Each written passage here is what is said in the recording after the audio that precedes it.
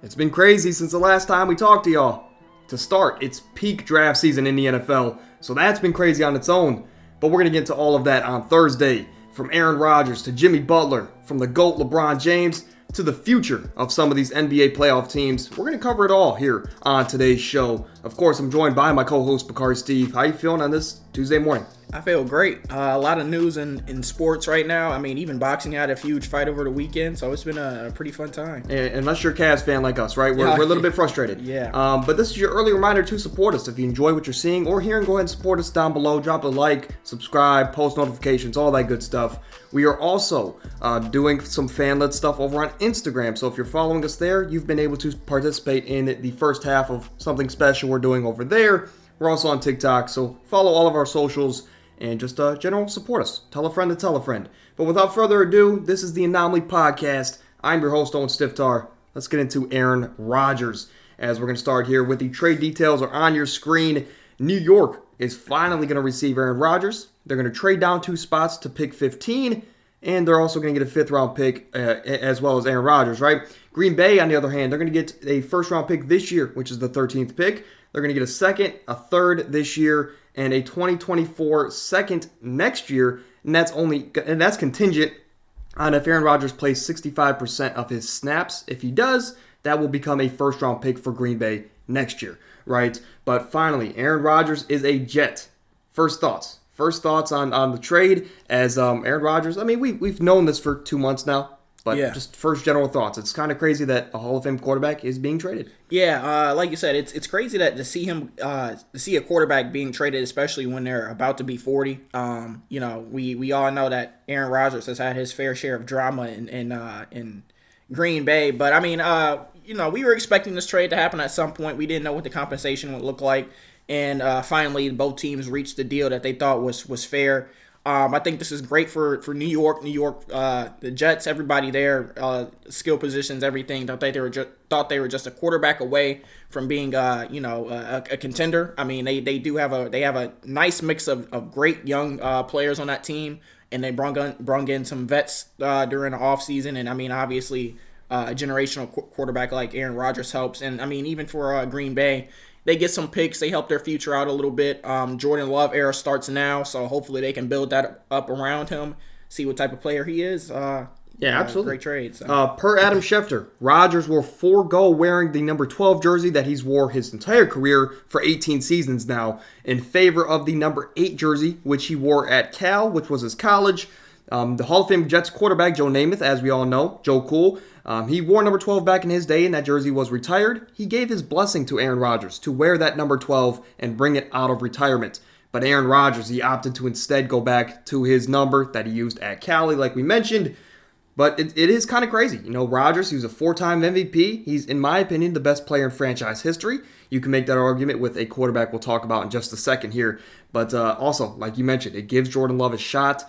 2 years ago, I have a memory in my phone that I said the Packers are set. Whenever Rodgers decides to hang it up, I really believed that Jordan Love could be a top quarterback in that class, and he's going to finally get that shot. I don't think he's going to be the Joe Burrow or the Justin Herbert of that class, but I think he could be an above-average quarterback in this league.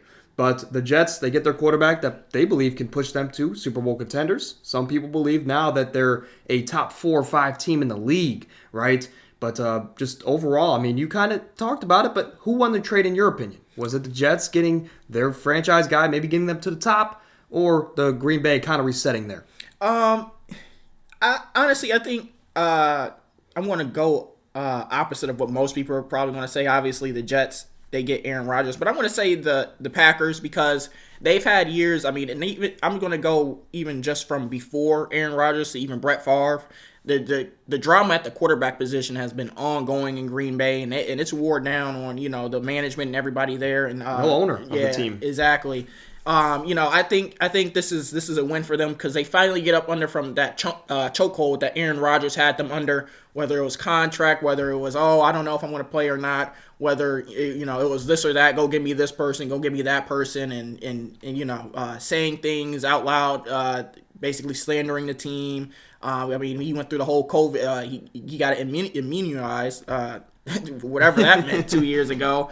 Missed some games. So I think they're just happy to finally get that drama over with Aaron Rodgers and move on to Jordan Love and kind of have a team where they just have a team of hard workers, a team that isn't going to, be as entitled as Aaron Rodgers probably was. Obviously, like I said, that's probably the opposite of what most people say, but I'm just happy that the Packers were able to get up from under that. Yeah, absolutely. The Packers, we all know, or we're all expecting now them to be probably a mediocre team. They have the talent to win 6, 7, 8 games, right? But we're not expecting them to make any real noise, right? Unless Jordan Love proves that he is the real deal from the start, like Rodgers did. But it even took Rodgers a couple years after Favre left Green Bay. But for the Green Bay, we're not expecting much for the Jets, though. Do you think they're Super Bowl contenders? We had that episode about a month ago at this point. Does that push them to Super Bowl contenders, in your opinion? You know what? I'll say so. I mean, it'll be tough between them and Buffalo as far as who I think goes further. But I think, we've seen what Aaron Rodgers can do with weapons, and he usually gets, at least it feels like he always gets to the title game, and that's where he usually malfunctions or whatever you want to say. Right. But I do think this team has what it takes to reach and make a competitive Super Bowl run. Now the question is, I don't know how many years they have of being able to do that. Like everybody knows, Aaron Rodgers is old, so it just kind of depends on how long does he play and how long is he able to continue to be that generational quarterback we've seen for years. But as of right now, as this trade happens, I do think that that this does put them in that tier. Yeah, I think it puts them in that tier for sure. Especially when you got a quarterback like Rodgers who only has 2 to 3 years left. This team is going to have to compete now. Mm-hmm. Their window is now, right? And for a franchise that struggled to find that next guy, they have it now. They need to compete now, right? But with the Jets now trading for Aaron Rodgers, we know that Brett Favre was also traded from the Packers to the Jets late in his career. The parallels between the two are scary, right? I saw this stat and I wanted to bring it to the show.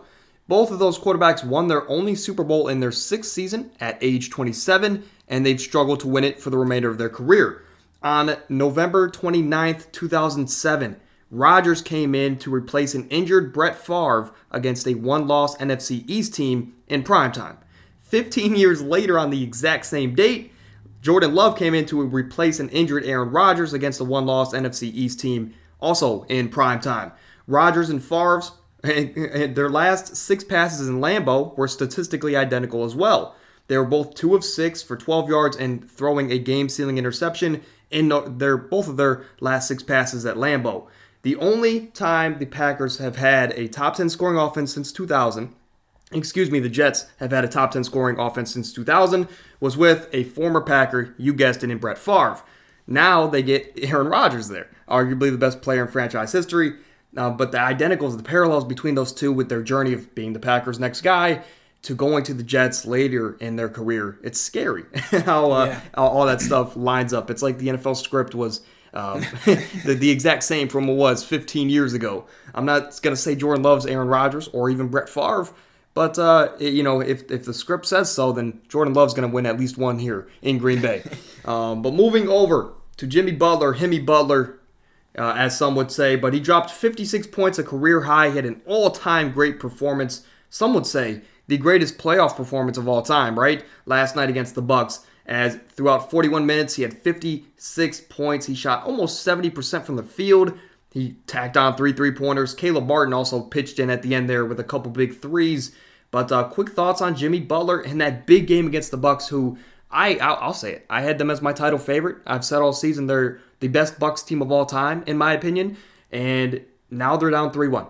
Yeah, like you said, I definitely wouldn't have guessed this coming. I think we both had them getting swept, I believe, in our playoff preview. This Heat team, especially they don't have Tyler Hero. A lot falls on Jimmy Butler. We all know that Jimmy, he turns it up in the playoffs, but it's getting ridiculous. Like I thought this year, Jimmy slowed down. They barely made the playoffs. They'll hurry up and be a quick first round exit and figure out what's next. But this Heat team is very resilient. It's like they have it in their contract that they're not allowed to be on the Miami Heat unless they make a dramatic run to the Eastern Conference Finals at this point. It makes this Jimmy Butler game even more impressive considering the defenders on the other side of the court that the Bucks do have. And like you said, going up 3-1 on a team that was favored by, I think they were the Vegas favorites. Yeah, I mean this is crazy. This makes being a Cavs fan even worse. But shout out Jimmy. That was a great game. Everybody stepped up when they needed to. Even Kyle Lowry with the steal on Drew. But yeah, you can see that the presence of Giannis not even attempting to play those two games really changed the whole course of the series. Yeah, it's this Bucks team thought they could cruise through the series, and after game 2, I mean, it was hard to say they couldn't, right? I mean, we came up here last Thursday and said, do the Bucks even need Giannis to win this series, right? And since that point, Jimmy has shut us up. They've won the back-to-back games, and they've taken that commanding 3-1 lead to put themselves in a great position to knock off the favorite, in many's eyes. But like you mentioned, as a Cavs fan, it sucks not to take everything back to our hometown team, but especially going up against the Heat team with Bam, who's very inconsistent, with no Tyler Hero, no Victor Oladipo, a Cavs team I would love in this series against a Heat team, but New York decided to turn back the clock, I guess. And the Cavs decided not to show up, right? But moving over, next for Nets, after getting swept by the Philadelphia 76ers, my question to you is, where should the Nets' focus go, right? As we know that, I believe it was 2019-2020, we had a big free agency class, Kawhi Leonard, Kyrie Irving, right, some other guys. But the Nets were able to acquire Kevin Durant and Kyrie Irving in the same offseason. The next year, they were able to acquire James Harden in a big-time trade where the Nets got rid of all of their depth, right? But hey, they get 3 top 15 players at the time in James Harden, Kyrie, Kevin Durant. That trio alone, I think they had like a 60 or 70% win percentage. Amazing, right? Yeah. When they were all on the court at the same time. Colin Sexton beat them now, just throwing that out there. They're right, 40-something points, something crazy. But then James Harden got frustrated. He wanted out. Okay, that's fine. They traded for Ben Simmons. Ben Simmons went on J.J. Redick's podcast. And Ben Simmons, the way he was talking, you would have thought he was going to be the next MVP of the league. Turns out he can barely play 15 games, right? But Kevin Durant, he then got hurt middle of the season. Frustrations grew from around the entire organization. They let Steve Nash go along the way. Then the trade deadline came. We recorded that day. And the day before, Kyrie and Kevin Durant were both traded, and they were both gone. And it was a shock to the whole entire NBA world, right? But then to make matters worse, Ben Simmons, the guy who they traded for, a young piece that they thought could maybe, untap some potential, that a change of scenery could be everything for him, he was shut down for the season. Jacques Vaughn, in those interviews, he basically was saying you can't play Ben Simmons. He's unplayable because he can't excel at one thing. And then to make matters worse, they get to the playoffs in a position they shouldn't have been. They get swept. Where should they go? I mean, right now they're projected to have negative about $10 million in cap going into this offseason. They have tons of tons of players on their last year going into next season, right? The main one being Ben Simmons making $38 million. My question to you, do you want to resign Cam Johnson, who's a restricted free agent? Do you trade players like DFS, Royce O'Neal, Cam Thomas? Just give me your quick thoughts on where this team should go. Yeah, I think this team should start a rebuild. Obviously, the assets they gave up during that James Harden trade, they made up for it a little bit with these, with the 3 trades, getting rid of James Harden, Kyrie, and KD. But I think this team would feel a lot better if they had assets going down the stretch. This is a team that they really just have role players out there hooping. Now, I mean, Cam Johnson and Mikal Bridges, they are good, but your third best player can't be Spencer Dinwiddie. Nick Claxton, he was almost unplayable during that entire series except for a few plays here and there. I think you try and give up those guys, like you said, like Dorian Finney-Smith, Royce O'Neal, Cam Thomas. See what you can get back. Especially, I think you should try and get rid of. We know that they won't be able to get rid of Ben Simmons. Nobody's going to take Ben Simmons. I think Dylan Brooks is more value around the league than Ben Simmons, and they both have negative value. But I think you should try and give up what you have right now. Try and build for the future. Obviously this isn't the position they want it to be in. But I think it's the path they should go down because, obviously it's really clear that they didn't really have a path when they made these trades. But I think when you have a full offseason, you sit back and say, okay, what do we have? I think they don't go after a Dame or a Beal type player, especially because those guys are older and making a lot of money. And there's no reason to try and I don't think they have any trade assets to get anybody else around those two or around one of those players. So go into a full rebuild. See what you can do there. I think we both agree that Jacques Vaughn is the guy for them going forward, especially with the Ime Udoka news breaking yesterday, and we'll get into that in just a moment. But we both believe Jaquan is the way to go, especially with a young player like Cam Thomas, who he really doesn't like to play. Exactly. I think a perfect place for him, ironically, would be Houston. Just a team of shot chuckers, and Cam Thomas would fit perfectly alongside Kevin Porter and Jalen Green. I think that would be a dangerous 1-3, right? A lot of construction there in Houston. Yeah, they're building a lot of houses down over there. But end of an era for the Clippers. Is it time to move on from the Paul George and Kawhi era? The first season that they got together was that 2019-2020 season, or 2019-2020 season. Since that moment, there has been a total of 346 games played by this Clippers team. They've only played, Paul George and Kawhi, they've only played 118 of them together, which is only about 34% of the total games that they could have played together, right? But when they're both on the court, when they're both playing, they're 83-35, which is about a 70% win rate, and that includes the playoffs. The furthest they got together was the first year, I believe, the bubble, where they blew that 3-1 lead, and they got to the second round. The furthest they got all together was when Paul George had that amazing run, and they just fell short against the Suns in that Western Conference Finals. So shout out to Paul George for that. People underrate him to this day. I still don't understand why, right? But the situation is very tough to me, Look, durability is one of the best things. The best ability is availability, is what they say, right? But it's not Paul George and Kawhi's fault they get hurt, and because a lot of these are freak accidents. Yeah, they're not especially like that last Paul George injury, him falling down on somebody's ankle and spraining his knee is crazy. Yeah, and it's not like people like Ja, who we'll talk about later, who's just flailing his body around, or Joel Embiid, who's flopping every other play, right? But these are freak accidents, and for two top 15, top 20 players in the world, it's not their fault that they do get hurt. But to me, don't be surprised if you guys do see a reset in the summer. Do you think there's any chance of that? Steve Ballmer, the owner of this team, he's very impatient, which is why he that's why he brought in Kawhi and traded 6 first-round picks for Paul George. He brought them together to win championships, and that just hasn't happened yet. Do you think there's any chance one or both of them are traded this summer? Knowing Steve Ballmer, he likes to be competitive, and he likes the big names on his team. You have 2 big names when you have Paul George and Kawhi, and the resurgence of Russ, especially during this playoff run. I think he believes that he can keep this team together, and that eventually all the cards will fall into place, and they can maybe make a championship run. Me personally, as crazy as it sounds, I would probably move off of Kawhi. Just because he makes a lot of money and he's going to play about 25% of the games. And now we're even seeing that it's not even a guarantee he'll be healthy for the playoffs with all the load management he does during the regular season. So I think if you can move off of Kawhi, save up some money, or go trade for, another star or 2 lesser stars, but, guys who could play the role, I think this team would be very dangerous. We saw what Paul George was able to do with Reggie Jackson and Terrence Mann.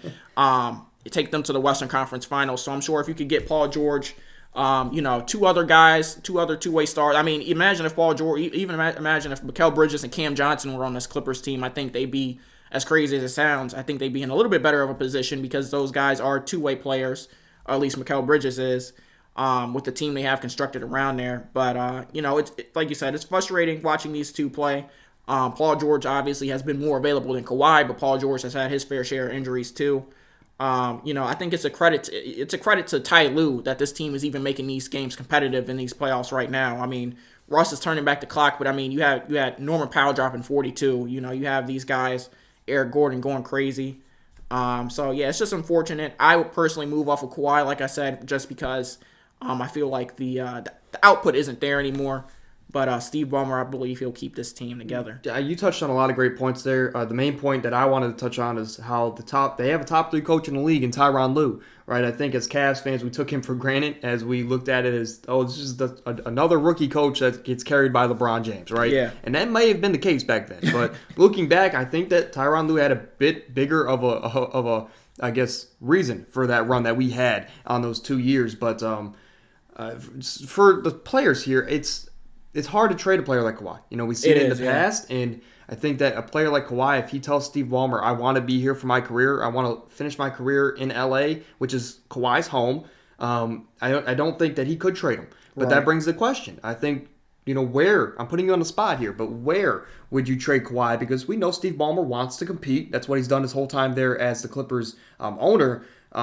Where would Kawhi go? Talk about maybe trading him for 2 or 3 guys. What is a place that you think is reasonable for a place that Kawhi? They're going to do him right because it's Kawhi Leonard. They're going to trade him to a contending place. What place do you think that is? I've seen a lot of traction for Kawhi to Memphis, even though everything I've seen is based off of free agency for that. But that's a place where I see a lot of traction. Obviously, the first thing that comes to mind is I would have to think of an Eastern Conference team that probably needs an elite two-way player. I think I got one in mind. As crazy as it sounds, I believe like a team like Atlanta could benefit from Kawhi. I mean, you have Trae Young who gets abused on offense and defense. DeJounte Murray, even though he's averaging like 26 and 6 this year, he's taken a step back. I believe if you have Kawhi there, that team could actually become dangerous, as crazy as it sounds. Atlanta, after that, I really have to look at teams again, but Atlanta is probably the first team that comes to mind. I think a trade package around Isaac Okoro, Jared Allen, and probably about 6 or 7 second-round picks that we don't have. I think the Clippers should take that. I mean, Isaac Okoro could really be the next LeBron James. I think he just needs the platform, right? And Jared Allen, I mean, he's shown that he's literally Shaq during the playoffs. Right. Absolutely. I mean, that's the reason we're down 3-1 to a superstar-less Knicks team. But Jared Allen, I mean, he just needs a new change of scenery too. At least that's the pitch we're going to get to the Clippers, right? But Kawhi Leonard, to me, the way he's been playing this postseason and the way that he's been playing all season, I will say from the second half on, because the first half of the year he was on load management, playing off the bench for the most part.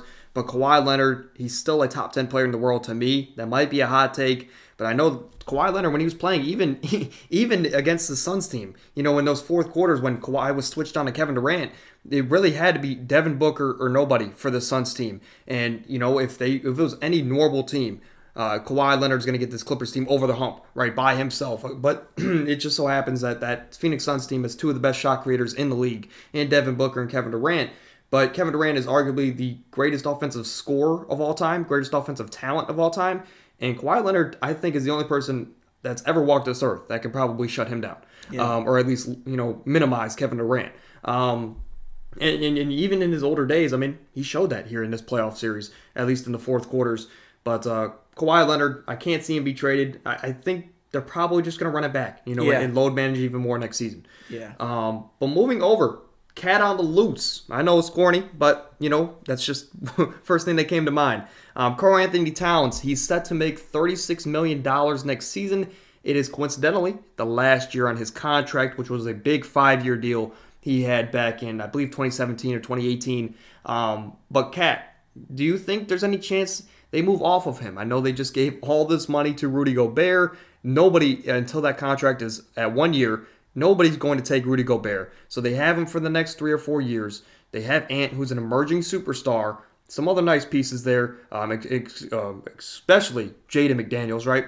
But do you think they maybe trade Cat this offseason or maybe next season where it could be like a sign and trade thing, bringing more complementary pieces to Anthony Edwards? I think if I'm trading Cat, I'm trading him to the Cleveland Cavaliers for Jared Allen straight up. No, I'm playing. But I think I don't think Jared Allen and Rudy Gobert sounds. They could be giving Minnesota fans nightmares. But, I think they'll keep Cat. I think Cat is the next most consistent player next to Ant, and Cat isn't really consistent anymore. But we've seen what Cat can do in the right situation. I mean, there will be sometimes he'll have those crazy seasons where he's an all-star and he's averaging like 24 and 12 or whatever. And his shooting is off the charts. This year, obviously, he got injured, but he's looked great since he's came back from injury. A little inconsistent, but he's still better than 25% of Karl Anthony Towns is better than 100% of Rudy Gobert. Unfortunately, like you said, Rudy's still on contract for those next few years. The Timberwolves, they're just stuck in a really bad situation. They small market too. Exactly. Like that's why you can't really get rid of anybody named like Cat is still an all-star caliber player unless you're getting an all-star caliber wing or something like or guard back. It really makes no sense to trade him.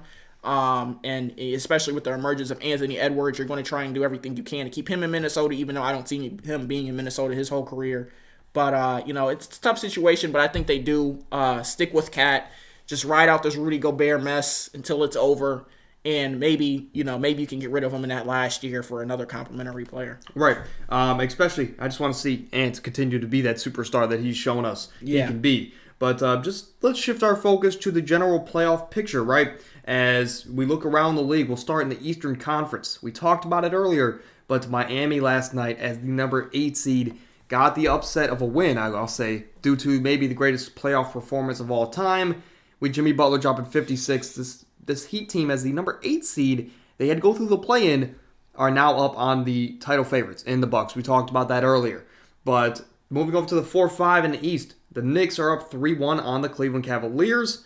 We're Cavs fans. Quick thoughts about that as JB and this team is continuing to show that apparently we don't have enough experience. Yeah, and it's crazy to me because I think experience is overrated in this factor. We're just getting out-hustled. The team, especially ever since we've gone to New York, the team has looked like it's had zero drive, and a lot of that is on the coach. Coach, you got to get your players fired up, and nobody comes out fired up. It doesn't help when your two best players shoot tour dates in back-to-back games. We don't have any offensive production. It's just tough to watch because this Knicks team, as fans, we watch this Knicks team and we see the flaws that are in this team, but then we watch our team go out there and double team for no reason and leave 3-point shooters wide open. We watch our big man who's getting paid $100 million watch Josh Hart out-rebound him on a daily basis and then lets him go up with the layup. And we're watching our max contract point guard have terrible efficiency while throwing turnovers and getting 15 straight points dropped on his head. What was he, like 5 for 30? Yeah, he was 4 for 21 in Game 3. He turned it around in Game 4 in the second half, but he started out the game really bad. I don't know what it is. Obviously, we knew this team didn't have a ton of depth, but it doesn't make sense to me when you're playing Chetty Osman over Danny Green, especially giving him almost 40 minutes a game. It doesn't make sense to me. But I think as Cleveland, obviously this is a lot of bias because we've been in Cleveland our whole lives, but I think we give contracts to players who don't really deserve it just because they did something good for the team. Right. Kevin Love. Exactly. We gave Kevin Love a contract, and that was years ago, but more recently we've given Ricky Rubio a contract coming off an ACL tear. We extended Dean Wade, who's no longer in this rotation. We signed some G League players to like multi-year deals. We gave Darius Garland a max contract extension after one good year. It's tough, but I guess you just have to ride it out. Yeah, weirdly enough, I think a person like Kevin Love would be perfect for us right now. He doesn't play any defense, but right now, he can at least box out. Right, he's going to grab those rebounds that we've been struggling to get, and he can stretch the floor. Unlike everybody else on this, in this team aside from Darius Garland and Donovan Mitchell, because when you watch the Cavs, it's just they have 4 people just in the paint. Yeah. No matter what, just 4 people just sitting there. And they're just building this great wall of China there in Madison Square Garden. And they're forcing us to shoot threes, and they're forcing Cedi Osman to be a halfway decent player. And we've talked about this off the show, and we've said it for probably a couple weeks now. But as Cavs fan, this is our belief, right? Cedi Osman, look, we know he's a part of the 0.1% of basketball players in this world, right? He's a part of the greatest collection of ball players, and he's going to be better than I will ever have been, even if I had great potential, right? Cedi Osman is the 1% of the 1%, right? However, compared to his peers, right? Compared to the other players in the National Basketball Association, he's got to be a part of the worst 50. Yeah. To me, I don't see anything good with Cedi Osman. To me, he's got to be dating JB Bickerstaff's daughter. And that's just, I know it's crazy belief. I don't even know if JB has a daughter, right? But it's like, it's to the point where it was like the Austin Rivers situation where it was like he was only getting playing time because of his connections. And for me, there's got to be something there. He's got to be the coach's favorite player, some gym rat that we just don't know about. Because if he is that gym rat, I mean, I'm not seeing any production on the court. And the only signs I've ever seen of him in the gym was in like 2017 when he was in the gym with Kawhi and LeBron one time, right? Yeah. And that was a luxury for him. The other thing that gets me, I'm sorry for this Cavs rant. This is our space to let it out. But the other thing that gets me is that we'll have a good lineup where Evan Mobley is our 5 because Evan Mobley, he's a better rebounder right now than Jared Allen is even thinking of, and Evan Mobley is probably giving up 70 pounds to the other bigs in New York. But at least he has the heart, I guess. But we will have a lineup out there where Evan Mobley is our 5, and we have a little bit more floor spacing out there. And then JB Bickerstaff will sub in Jared Allen for no apparent reason. And then that's when our offense goes stagnant. But yeah, it really doesn't make any sense to me when Karis LeVert is playing like your best player. And Karis LeVert has been a roller coaster ride. But I guess shout out to New York. Jalen Brunson has been cooking us. And Julius Randle hasn't even showed up to the series. No. Julius Randle was at home sleeping on his Tempur-Pedic every game. It's really just been Mitchell Robinson, Jalen Brunson. That's pretty much it. RJ Barrett comes and goes. He's come alive these last 2 games, but Josh Hart too. Crazy to think that as Cavs fans we could have got Josh Hart for second round picks pretty much. But shout out to those guys in New York. They are proving that they are going to get swept by Miami next round. But shout out to them. That was going to lead me into my next question. Rapid fire here. Do you think the Bucks have any chance to come back down 3-1? Just because of how good the Bucks are, I believe that there's always a chance. Obviously, you would have to have repeat performances from Jimmy like we've seen these past 4 games. Obviously, that's possible, but I think Milwaukee still has a slight chance. I won't rule them out of the question like I would any other team, but I think they have a slight chance. Do I see it happening realistically? Probably not, but I wouldn't be surprised, I guess. No, absolutely. So then that leads us to probably a Knicks Heat second round. Do you think the Heat can sweep the Knicks like you're saying? Do you think they make another magical run to the Eastern Conference Finals? Realistically, it probably won't be a sweep just because Bam plays like he is in a Sleep Number commercial as well. Yeah, Josh Hart will guard Bam. Yeah. And then it just come down to, is Jimmy Butler better than Jalen Brunson, which I think he is. So I think they'll beat the Knicks. I don't think it'll be a sweep, probably a fluke 6 or 7 game series, but it'll be a good series, I guess, for ratings. Moving over to the bottom half of the Eastern Conference, the Sixers swept the Nets. Sixers, we talked about them here. They've shown the blueprint of how the Nets have figured out the blueprint on how to beat the Sixers team. But right now, the biggest question for them is getting Joel Embiid healthy. Is he going to be ready for the Celtics as we move to the last series in the Eastern Conference, as the Celtics are up 3-1 against the Hawks. DeJounte Murray, the Hawks' second-best player, he's going to be suspended for his after-the-game antics for Game 5, right? He's going to be suspended for the series. He's going to be suspended for squaring up with the ref, basically, and showing that he is superior of an athlete, I guess, right? But the Celtics, they're probably going to take care of business in Game 5, so that leads us to the question, as of right now, who do you have in the series? Do you have we'll assume the Sixers are fully healthy. Do you have the Sixers or the Celtics in a full 7-game series in the second round? I'm taking the Celtics. I trust everybody not named Joel Embiid on the Celtics more. I trust everybody on the Celtics more than anyone on Philly not named Joel Embiid, because during this Brooklyn Nets playoff series, James Harden has been shooting tour dates as well. It's been Tyrese Maxey and Tobias Harris carrying the load for the most part. And the Celtics have a good enough defense that they can just stick one person on each of those guys and say, maybe not Joel Embiid, but on each of those guys and say, hey, what are you going to do? And it just helps that the Celtics probably have the best duo in the league right now, and Jason Tatum and Jaylen Brown. They have a 6th man of the year. They have a former depoy.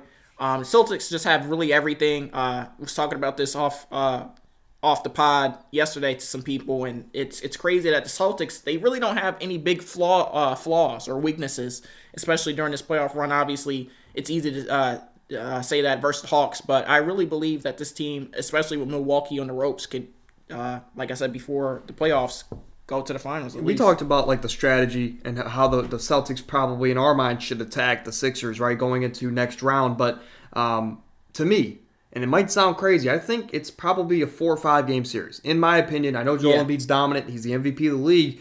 But I think it's a 4 or 5 game series. And now with Milwaukee out of the picture, basically, unless they have a great comeback win. And in that case, I still have Milwaukee coming out the East.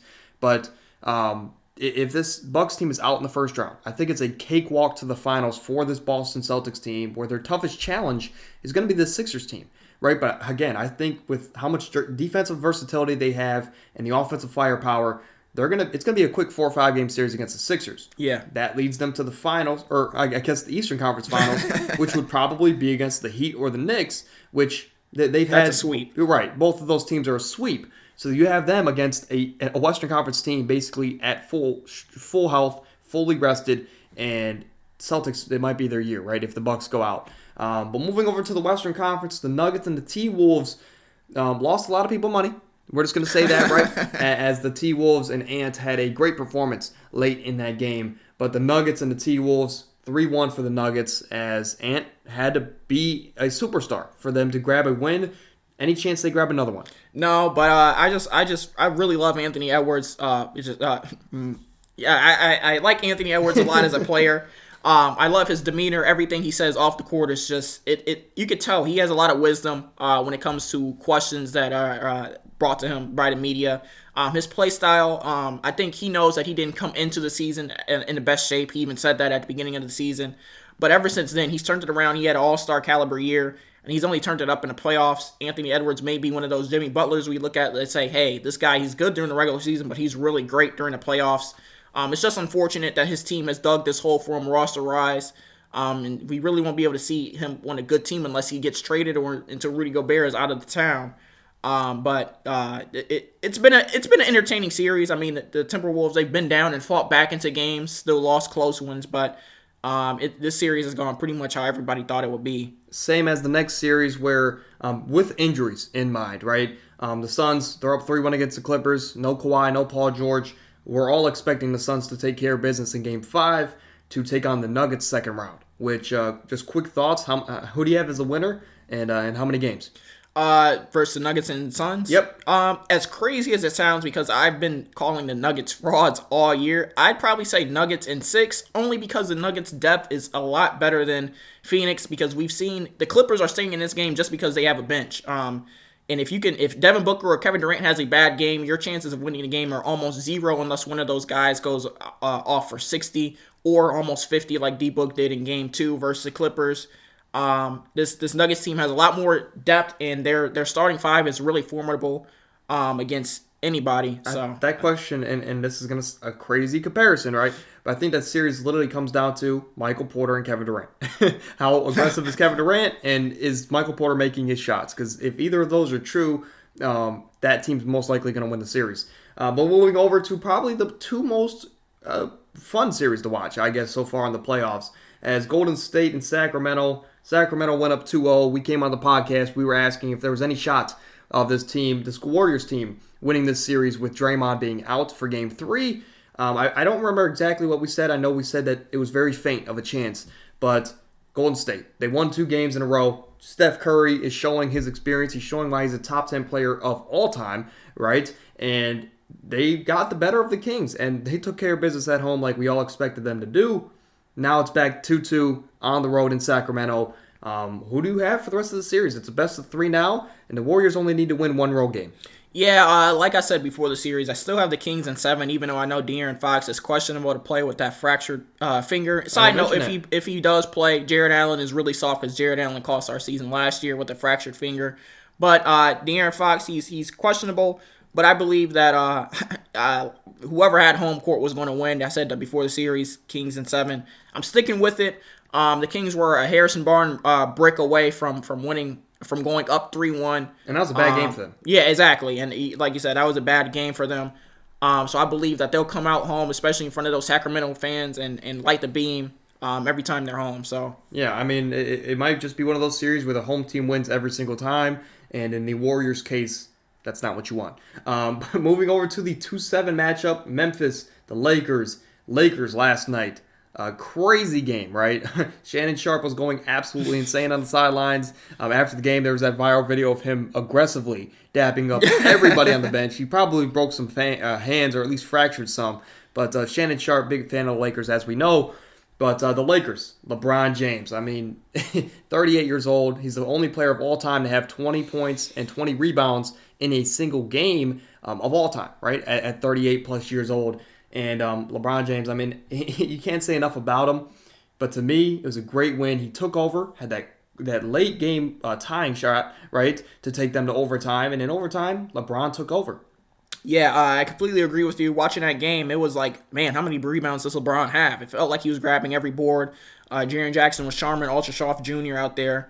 Aside from that one block he had. Yeah, that one block he had was crazy. It was a monstrous block. But other than that, he didn't really do anything. Dylan Brooks was terrible. Desmond Bane, you could tell that the minutes got to those guys. Obviously his hand is not right. He re-injured it again last night. I give him credit, I guess. He's coming out there and trying to play, but I think at this point, Tyus Jones is probably better than Ja is going to be. And Tyus Jones played like 8 minutes last night.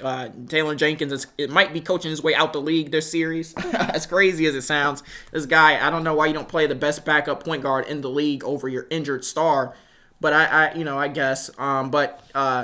This Lakers team, they have a legitimate chance to at least get to the Western Conference Finals. Anthony Davis probably played his softest game in his career last night, and they were still able to get it done in overtime versus this team. D'Angelo Russell didn't have a good game until the fourth quarter at all. And like I said, they still were able to get it done. Shout out Austin Reeves. Shout out Dennis Schroeder.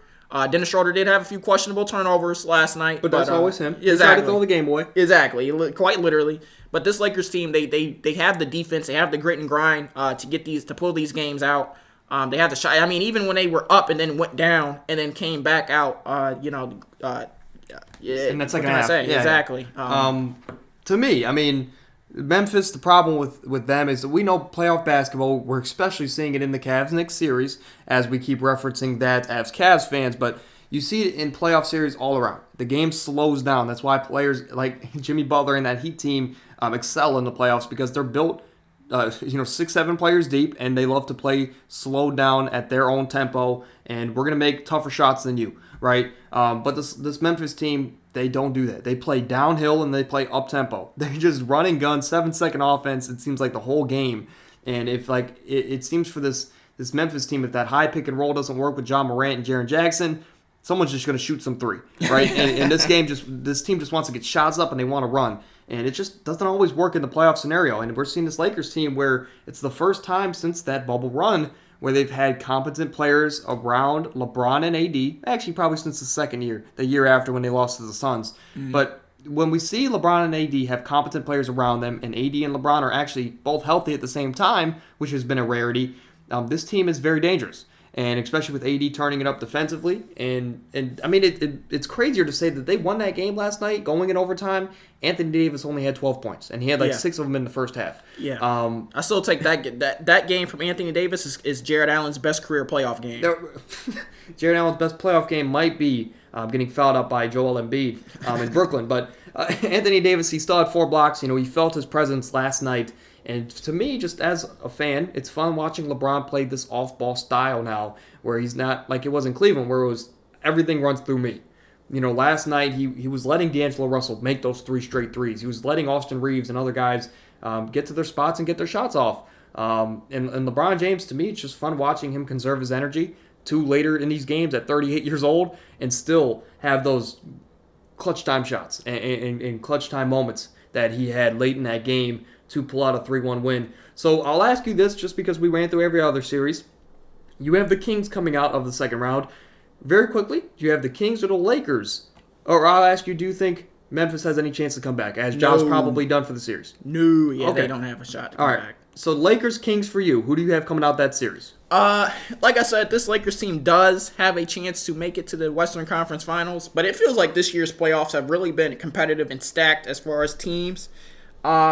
And like I said, if De'Aaron Fox can get healthy, I think that's the major thing. If they pull out that series versus the Warriors, I unfortunately see the Kings probably winning another 7-game series, just because it feels like they always have the Lakers numbers. Yes. And I know what we just said about how this Lakers team has competent players around LeBron and Anthony Davis now. And Anthony Davis probably just had his worst career playoff game, but this Kings team, I think they really bring it to the Lakers. The Lakers are older; they don't want to do all that running up and down that the Kings do.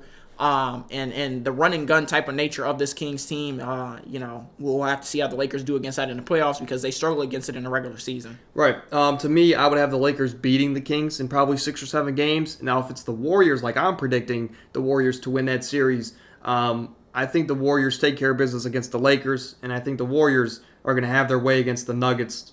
Maybe not the Suns, but the Nuggets, if that was the case. But moving over, that was your playoff recap. We've gotten through all the ball talk. Now it's time for some of the off-the-court stuff, some of the teams that aren't in the playoff picture, and this team is far from it.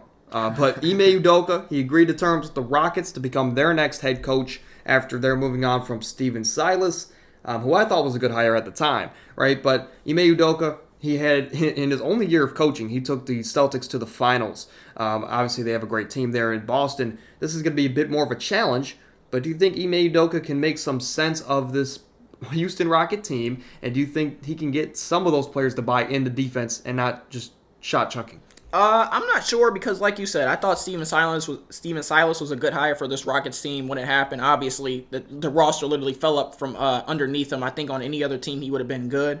But, like you just said, we saw Ime Udoka take over a Celtics team that was already really good. Now he's going to a team where his best player is Alperen Sengun. Obviously, Sengun, he's not a bum. He's really good, but that's a huge drop off from Jason Tatum and Jaylen Brown. Even Time Lord. Exactly. Hopefully he can. Obviously it'll be hard to teach guys like Jalen Green, Kevin Porter Jr. defense. Fortunately, the guy you just drafted third overall in the draft is a defender. Obviously, and he could be that guy. Exactly. He needs to teach Jalen Green what a bounce pass and a chest pass is first before you do anything else. Same thing with Kevin Porter Jr. But I think this Rockets team they're just not really good at drafting talent. I think they're just taking literally anybody. Right. Best player available. Exactly, and saying, hey, just go out there and play. And unfortunately, that just has this huge mumbo jumbo of guys on the Rockets team who aren't really good in that situation. So it'll be really tough for Ime Udoka. They'll probably have to give him like the Doc Rivers, where he's like, hey, you're the coach and the GM. Right. Do you think there's any chance that he came here because the rumblings of James Harden or the rumblings of trading for Jaylen Brown are true? Do you think that he had any insight? Do you think he came to this Rockets team because they're going to pursue bigger names in the offseason, as well as try and get Victor Wembanyama? No, I don't think so, because I mean, if you remember, he basically got hired by the Nets until they leaked it out and said that Ime Udoka was hired by the Nets, and then they said, you know what, we're not going to do that. We're going to have Jacques Vaughn be our coach. I think he's literally just looking for a job. Obviously, he feels like he was prematurely, let go from his Boston job, trying to get back in the league, trying to show. Quite literally. Yeah, he trying to show that he's still a good coach. And I think any situation was better than sitting at home on his couch like us. Right, and I mean, I think Jalen Green's a sixth man going forward, and I hate to be disrespectful like that, man. But I think at best he's a sixth man. He's a Colin Sexton type player, but he's better than Colin Sexton. He just is a sixth man. That's what his role is. And as you see with Tyler Hero, you can still be the best. You can still be the team's best offensive player as a sixth man. As crazy as that does sound, but I think Jabari Smith, Sengun, and maybe Victor Wembanyama, that front court is going to be dangerous, and that should be your focus. Those are your building blocks going forward. And Jalen Green, I mean, you got to push him to the side. As great, as high of a value as you drafted him, some guys just got to take a back seat to win basketball games. That guy is no doubt Jalen Green, all right, going forward. But I mean, it's almost like the same situation. You look at the Cavs now and you say, well, they're not going to be good unless Evan Mobley, or I look at it and say Evan Mobley has to be our best player for us to make a deep playoff run. And, obviously hopefully that comes sooner than later. But same thing with the Rockets and Jabari. With the way the roster is constructed. Thank God they drafted Jalen Green and not Evan Mobley. Exactly, right. Yeah, I can't imagine. We wouldn't be in the playoffs, first of all. No. But Jabari Smith Jr. has to be your best player. He has ability. We see the defensive ability. They just need to go get him like a Tyus Jones type of point guard that can get him the ball in his spots, and he can be your best player.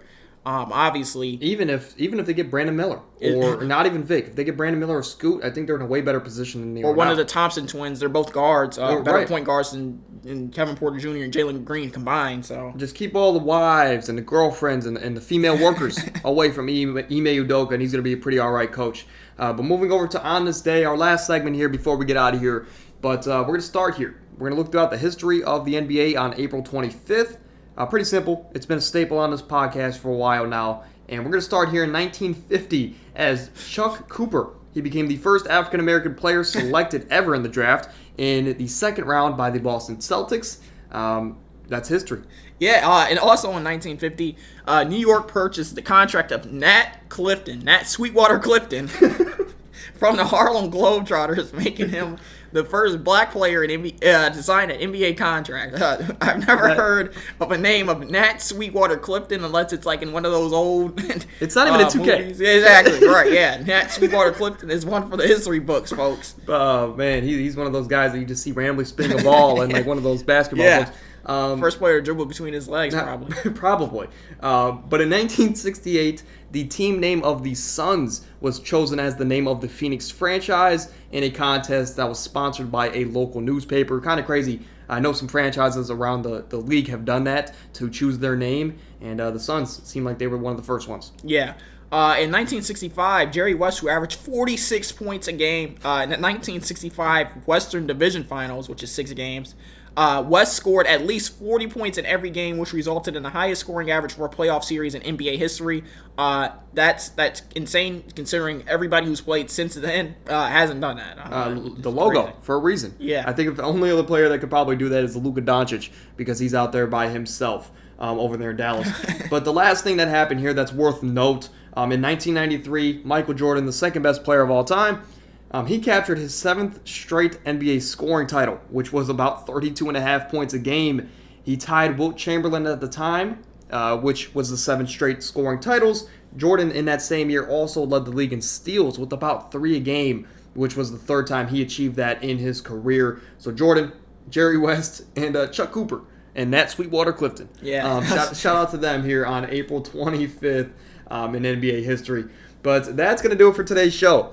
Great show. We talked about Aaron Rodgers. We talked about the Nets, the T-Wolves, the Clippers, a lot of teams' futures, as well as we did a quick preview on the second round of the playoffs. As next, not this week, but next week, we're going to dive into the full second round breakdown and preview, as you guys seem to love the first round, right? So the second round is going to be up next week. So stay tuned for that. But I will say before we get out of here, go follow the Instagram, as right now we're doing a fan-led mock draft where you guys can vote as we're building that mock draft for your guys' perspective, right? So right now we're about halfway through. After I get done recording this show here, we're going to be posting the next 8 picks as we're at like 17 through 24. So if you guys want to participate in that, go follow our Instagram. On TikTok, we're going to be posting again. We usually post about 2 or 3 times a week, so stay tuned for that, as well as YouTube Shorts. But any last thoughts before we get out of here? As Cavs fans, our season's done tomorrow. Yeah, I forgot to mention that Trae Young Darius Garland is a glorified Trae Young. I honestly I'd take Trae Young in a trade straight up for Darius Garland, because at least Trae Young has a star power next to his name. Darius Garland doesn't even have that. Anything else as a Cavs fan I want to get off my chest right now? Chetty Osman shouldn't be in the league. Neither should Ricky Rubio or Dean Wade. I think that is all I have to say. Donovan Mitchell, his defense is atrocious. Isaac Okoro shouldn't even cross half court when he's running back on offense, because you're playing 4-on-5 either way. And I think that's all I have to say. Yeah, I think we've done enough Cavs slander. As a couple weeks ago, we were just happy we made the playoffs and said it didn't matter what the playoff success was, but now I'd rather have missed the playoffs at this point, right? But we will see you guys Thursday with our next and final mock draft. As we know, we flirted with the idea of maybe having trades involved. We had it just a regular standard, whatever it is at that point in time. We might mix it. We might have Derrick Henry on the move. You guys got to stay tuned for that. But go ahead and support us down below. Drop a like, subscribe, tell a friend to tell a friend, as the podcast is growing, and we can't do that without your guys' support. So thank you guys all for that. And until Thursday, stay happy, stay healthy. We're out, and JB, needs to get fired. Count your days. Yeah.